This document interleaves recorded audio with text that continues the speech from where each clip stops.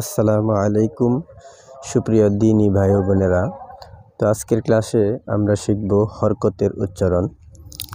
তো আমরা এখানে আরবি 29টি হরফের উপরে জবর দেওয়া আছে এবং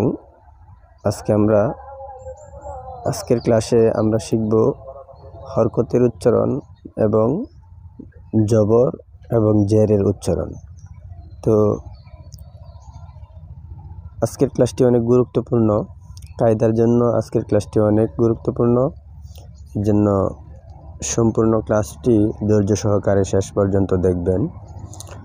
ইনশাল্লাহ আপনার কোরআন শিক্ষার জন্য আরবি 29টি হরফের উচ্চারণ সঠিকভাবে যদি আপনি শিখতে পারেন, তাহলে আপনার জন্য কোরআন শিক্ষা সহজ হয়ে যাবে।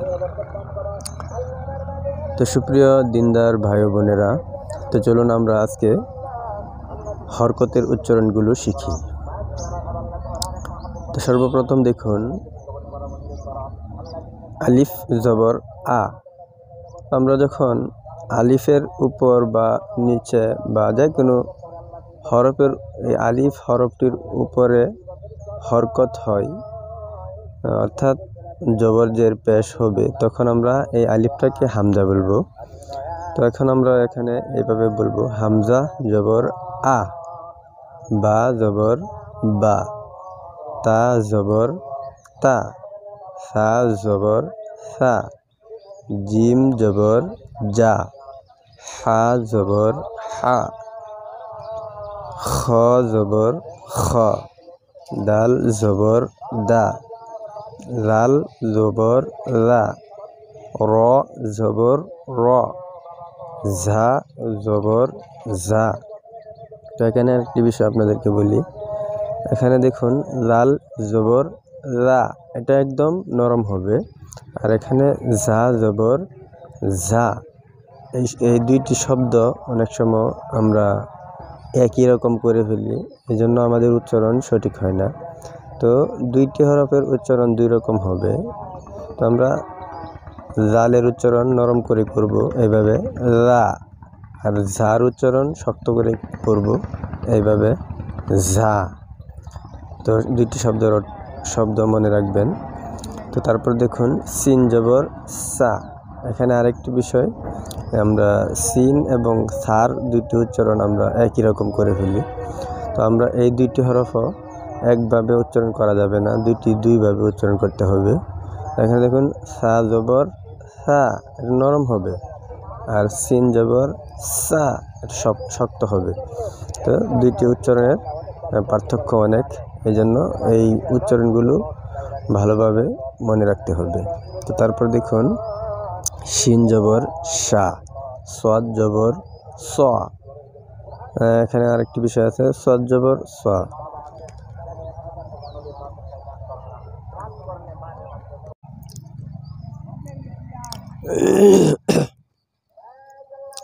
এখানে আরেকটি বিষয় হলো সাদ জবর স।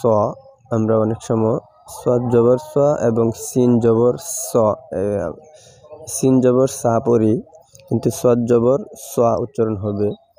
আমরা অনেকেই দুটোটা একই রকম উচ্চারণ করি, সিন জবর সা, সাদ জবর সা, এরকম উচ্চারণ করে ফেলি।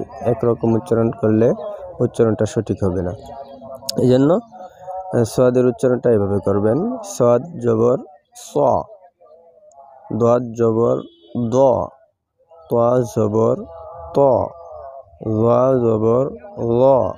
এই তা এবং তা, এই দুইটি হরফের মধ্যে উচ্চারণের একরকম হয়ে যায় অনেকের। তো এই দুইটি হরফও দুই রকম উচ্চারণ হবে, তা জবর তা, এটা চিকন হবে, আর ত জবর ত, এটা একটু মোটা হবে। তো এতটুক পার্থক্যগুলো মনে রাখবেন। তারপর দেখুন ল জবর জ।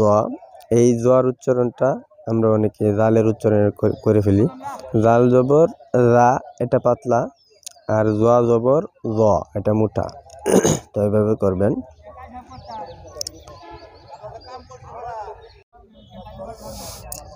তারপর দেখুন আইন জবর আ,